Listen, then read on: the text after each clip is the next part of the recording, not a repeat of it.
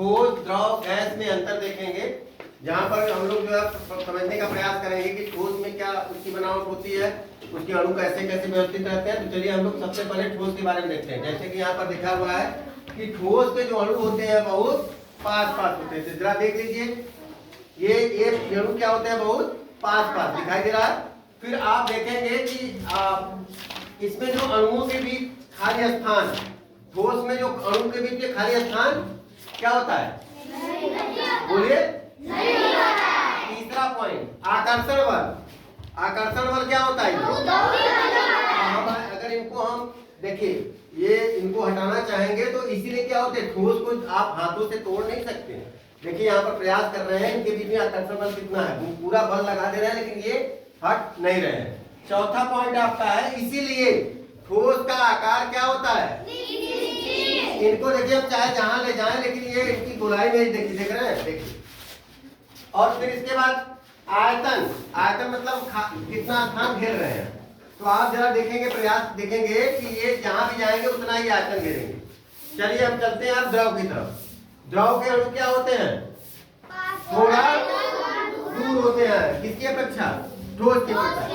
इसीलिए जो है देखिए इनके बाद जो है थोड़ा खाली स्थान। दूसरे पॉइंट पे चलते हैं कि अणुओं के बीच में खाली स्थान क्या होता है, पाया जाता है, थोड़ा पाया जाता है। देखिए इनके बीच में हम घुस भी गए, यहाँ पर प्रवेश भी कर ली।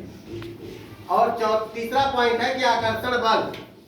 इन अणुओं के बीच में आकर्षण बल तो देखिए थोड़ा पाया जाता है, थोड़ा तो होता है लेकिन ये इतना कम नहीं होता है कि इनको आप, जैसे हम अगर इनको हम किसी स्थान पर ले जाएं, कहीं पर ले जाएं तो इनका आकार तो बदल जा रहा है। जरा देखिए, अभी गोले में थे, इनका आकार देखिए, ये आकार क्या हो गया, बदल गया, लेकिन आयतन नहीं बदला।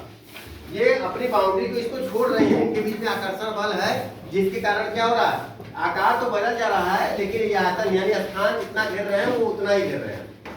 अब इसलिए इनका आकार जो होता है क्या होता है, अनिश्चित। आकार बदल जा रहा है, देख रहे हैं, फ्लैट भी हो जा रहे हैं, गोला भी हो जा रहा है, लेकिन जो है इनका आयतन क्या होता है, निश्चित। अब चलते हैं गैस के अणुओं के बीच की दूरी। गैस के अणु क्या होते हैं, बहुत दूर दूर होते हैं। इनके जो अणु खाली स्थान क्या होता है, बहुत अधिक होता है। खाली स्थान क्या होता है। और तीसरा पॉइंट है आकर्षण बल। इनके बीच में कोई है, लगाव है, आकर्षण बल नहीं है। इसीलिए इनका आकार, जैसे अगर इनको हम इधर धक्का दें, इनको हम इधर धक्का दें, इनको इधर धक्का दें, तो जरा इनका आकार क्या हो गया, आकार क्या हो जाएगा, बदल गया। और अगर हम दूर तक धक्का दें, इनको वहां तक चले जाएं, तो इनका आयतन भी क्या हो जाएगा, बदल जाएगा। यानी इनके आकार और आयतन दोनों क्या होते हैं, अनिश्चित होते हैं। ठोस द्रव गैस में अंतर समझ में आया, आप यहाँ जाए, बात समझ में आया, गुड, बहुत अच्छा। अब आप लोगों को ठोस और द्रव गैस में अंतर समझ में आ गया होगा, समझ में आया? Yes sir. पूरी तरह बताइए, समझ में आया बेटा? Yes sir. गुड।